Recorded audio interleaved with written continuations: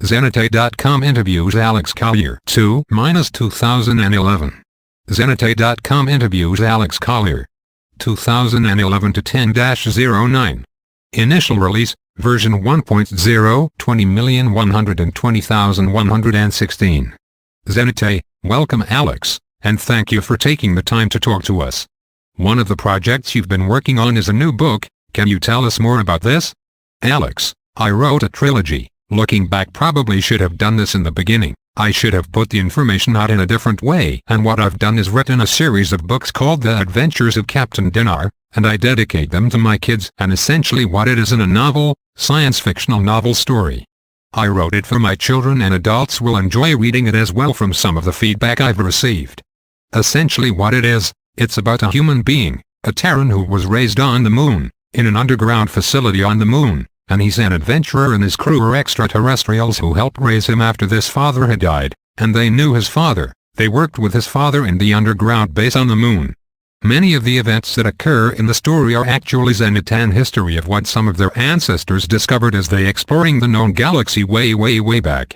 It's been a lot of fun. The first book is going to be released very soon, and I plan a book 2 and 3 for the future, and my hope is that it goes well and I can finish Defending Sacred Ground 2, which includes AC42, which are the history of the races that have been most influential here on Earth, and it would be nice to get that out and sort of be done with it. Zen, for those interested in buying a copy of The Adventures of Captain Dinar, how can they do this? Alex, they can visit the website www.zenmountainpublishing.com and they will be able to purchase it from the site. It's an amazing time to be alive. The things that we are going to experience over the next several years, we are going to experience more knowledge, more information, more discoveries, and more self-awareness than probably our ancestors have in the last 25,000 years. It is going to be a crash course on how to be a spiritual human being. It's going to be wild, and I'd be lying if I said I wasn't a bit nervous about it all, because I am a bit nervous only because I don't know how it's going to play out yet. I don't think anybody does yet exactly. Zenite, in your last lecture you said a lot of good and bad things would happen over the next few years, with the earthquake and tsunami that has since occurred in Japan. Was that a probable event you were aware of? Alex, yes, and I didn't know exactly when, but the answer to that is yes, and in fact I alluded to that back in 95, 96 and even in 98 to Japan really having major catastrophes, and it isn't over yet. It's not over yet. Zenite, do you have any information on Comet Eleven? Alex, you know I really don't have much information on that, to be perfectly honest with you. I know there was a lot of hype about it, lots of people were concerned, that certainly it appeared to be a controlled object, a piloted object, and I'm glad that it didn't bring more death or destruction, or is even responsible for. It's subjective, whether or not it is itself responsible for some of the quakes that have already occurred. It's very subjective. I don't have any hard evidence one way or the other. Frankly, I'm not even worried about that. What I am worried about is the dwarf star that is coming in, and I'm just going to put this out there. There are some whispers in the hallways that this thing has already been responsible for Saturn having a pole shift, a physical pole shift, and the effort is underway to confirm that. If it's true, then we are in for a rough ride when it comes by us. Zen, is this the object that you gave the coordinates to in your last public presentation? Alex, yes, 15 degrees right ascension of Neptune's orbit. Zen, your contact with your friends is still going, but on a reduced level given what's happening on the planet. Alex, it is reduced, in the sense that between Venus and Mars is an absolute war zone. There is a lot going on out there. Zen, and we're in the middle? Alex, we are in the middle. We are also not only in the middle but prisoners of war. The truly dark guys, malevolent extraterrestrial groups are hiding behind us. There is another thing I want to bring up. There is a young man apparently saying that he is an Andromedan contactee. I do not know who he is talking to, I will just say that, but he's also saying that the war is over, that it's done, the bad guys are gone, and that is absolutely not true. They may be backing up, but they were not done, and they will not be done for a little bit longer here. Nobody exactly knows how things will play out. There are so many probabilities.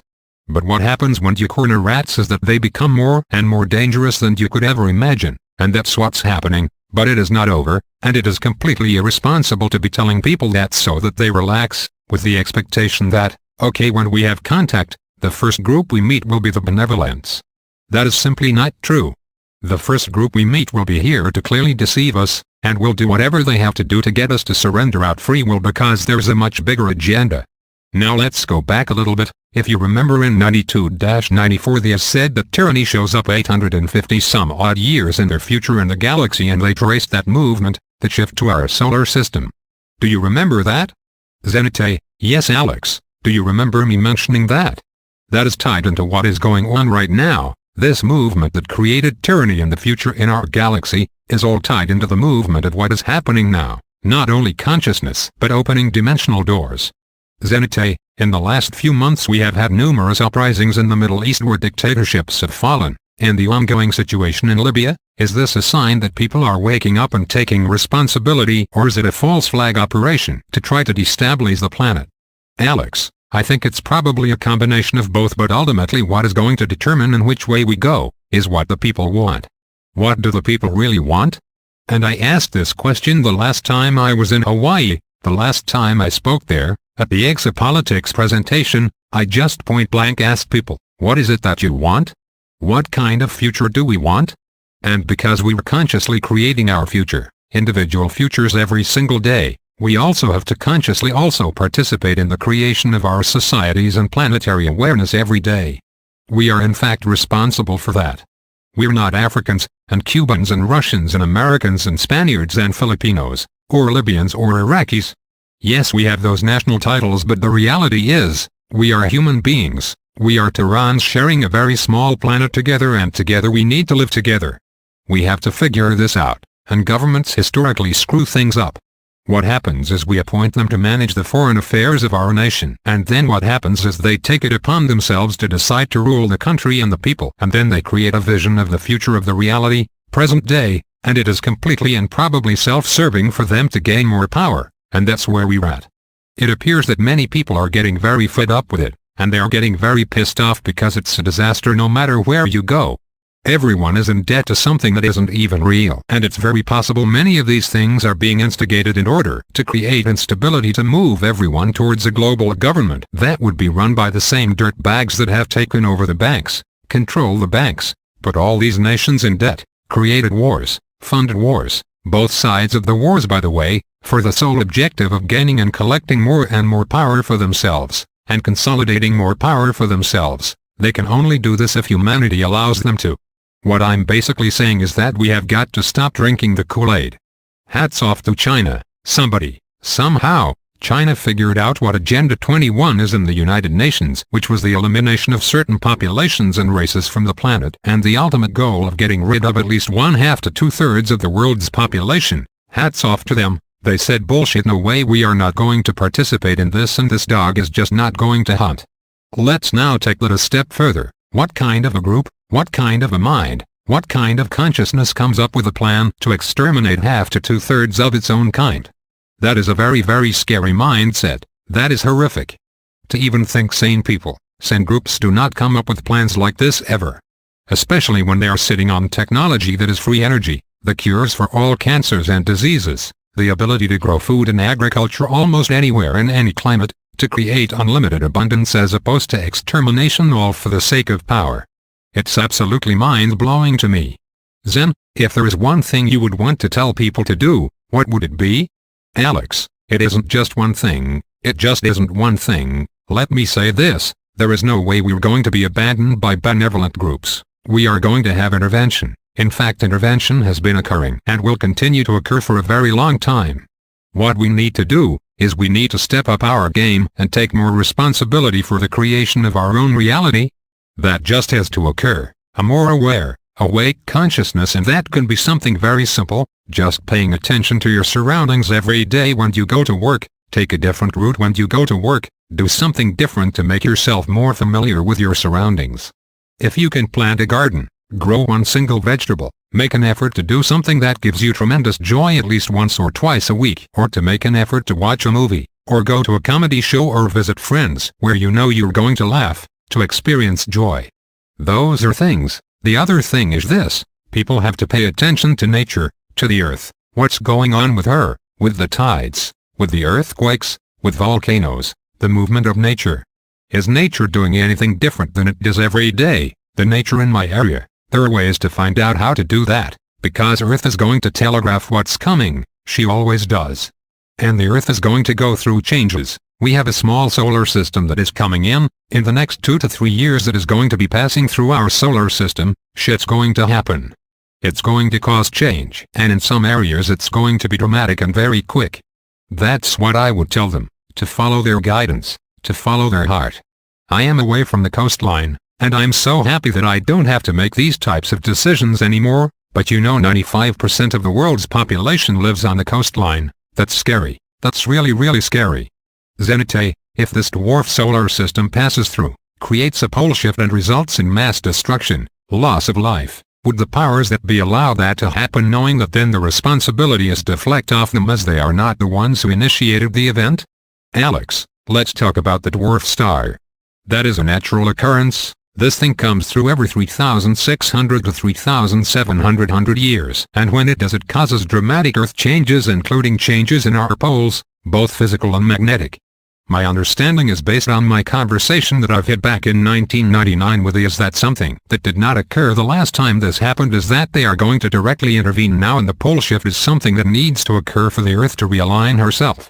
But what they were going to do is, instead of the pole shift taking 28 minutes, they were going to make it last 89 days. In other words, they would intervene and allow it to happen slowly, and that would give many people, most people along the coastline around the world, the ability to move inland, and in some places that flat simply isn't going to happen.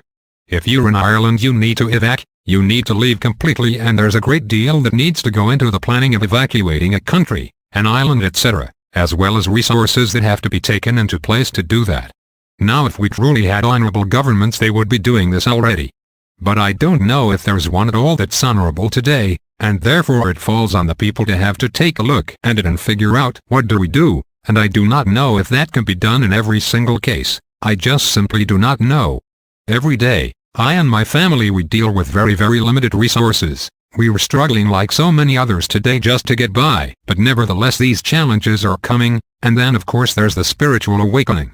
That's occurring as well, and many people are wondering, as they are waking up, they realize that things are not as they thought they were, things are not the way they were taught they were supposed to be. They are seeing the discrepancy between what they are being told in the media and what is actually going on. That's becoming more and more visible every single day. The first thing people go through is, oh my God, what's going on? And then the second thing that comes through is just anger, justified anger. Then they get overwhelmed, and what the hell am I going to do? Because they haven't stayed in the present. They've pretty much had their lives on automatic pilot. They've structured their lives. It's always going to be this way, then it isn't. So now they're having to reevaluate not only their day-to-day lives, but also how they think and who they think they are, and it all really comes down to, what do I, as an individual, really want? What will bring me love? What is really important to me? And a lot of people are really looking into that space again, and it's good, and many people are moving to a religion, to a faith, and many others are becoming more and more spiritual beings, becoming more and more grounded within their self, calling forth the God presence within, getting more closely attached to nature, and these are all really good. You know, there's not one road to enlightenment or to that place of knowing your own sacredness. There isn't just one road, there's many roads, and what really matters is, as long as you get there, it may not really matter how you get there, but the fact that you do get there. That's how I see it. That's what I see going on. It's an amazing time to be alive. The things that we are going to experience over the next several years, we are going to experience more knowledge, more information, more discoveries, and more self-awareness than probably our ancestors have in the last 25,000 years. It is going to be a crash course on how to be a spiritual human being. It's going to be wild, and I'd be lying if I said I wasn't a bit nervous about it all, because I am. I am a bit nervous only because I don't know how it's going to play out yet. I don't think anybody does yet exactly. Zen, when the Andromedas gave you timelines and probabilities, are we still looking at December 2013 as a focal date? Alex, I don't know. I honestly don't know the answer to that question anymore. Zen, are you planning on doing any upcoming lectures? Alex, I have no plans at the moment. Then again, I've made myself incredibly scarce, for reasons. I'm aware that there are people out there trashing me, saying horrible things. I'm well aware of that. It goes with the territory.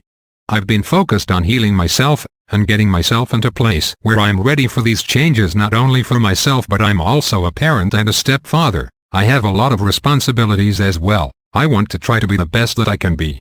I never wanted this fame anyway, or whatever it is. Zen, in retrospect, had you known where this would lead you, would you still do it?